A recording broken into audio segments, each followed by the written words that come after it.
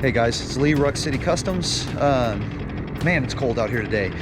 I'm gonna take my bike today and I'm gonna break it down. I'm gonna take it in to get it powder coated.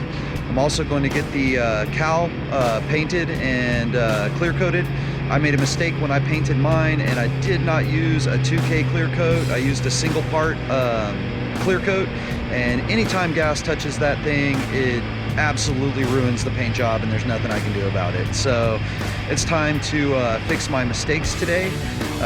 It is cold. It's going to be cold in that garage, and let's get in there and see what we got.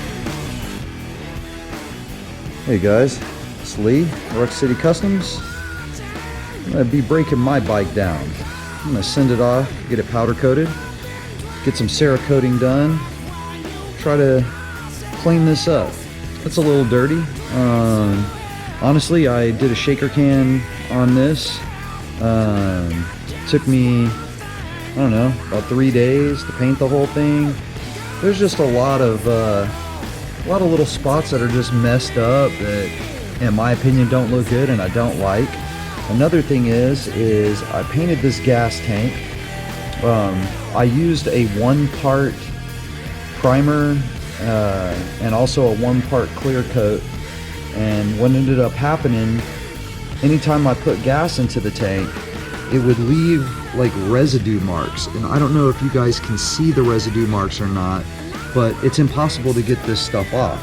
It's also around the gas cap, eating away at the paint whenever there's just a little bit of spillage. So I want to take this, I'm going to take it completely apart. I'm going to get everything on here redone, powder coated. I'm going to get a nice paint job, professional paint job with clear coating done on the bottom cowl.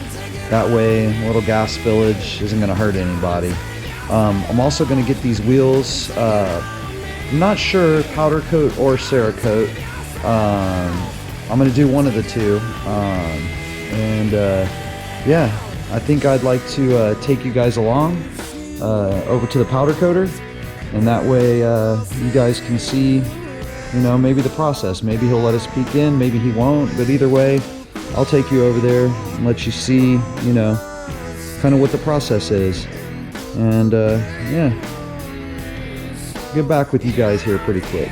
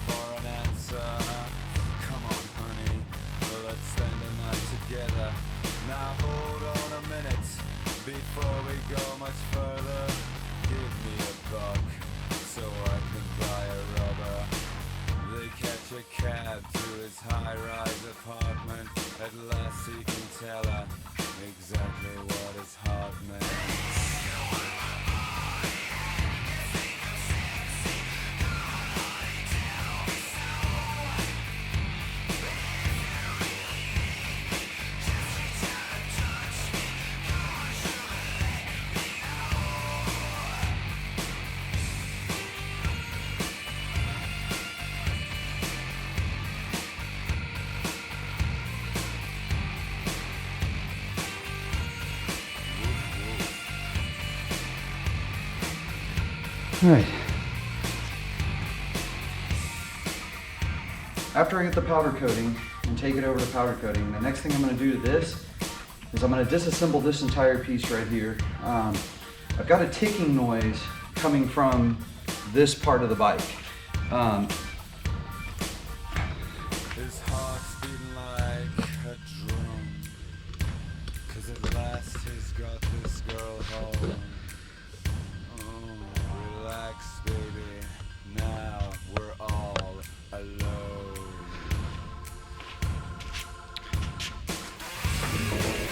All right, next step, I'm gonna disassemble this engine. I've got a ticking noise that's coming from my stator area. I've read a lot, I've seen a lot of different answers, a lot of different responses. I want to get inside here and actually see what is causing that ticking noise. First glance, I want to say it's a bearing, but it could be an oil pump, it could be the chain. I don't believe it's the stator. I've taken the stator off and kind of messed around just to see. I didn't really want to dig into it too deep because I knew I was going to be powder coating soon. So my whole entire thing was get it to the point where I'm powder coating it, I have the engine separated, and I'm going to get inside here. Also, I had some blowout of oil up in the front from the breather on the valve cover. I want to get inside that. I want to see exactly why it's doing that. I'm going to check the piston. I'm going to tear it all the way, the head down, just to look, make sure that the piston and the rings are okay, and to find out what was causing that. Is it there's a seal and like a valve inside here that goes to this breather. Is that failing? Is there too much pressure from the rings? Is there wearing? Are my valves not set correctly? Which I checked them about a month ago and everything seemed fine. So I'm gonna get into that, and that's gonna be a whole nother thing. So let me get the tires off of these wheels and I'm gonna head to the powder coater. See ya.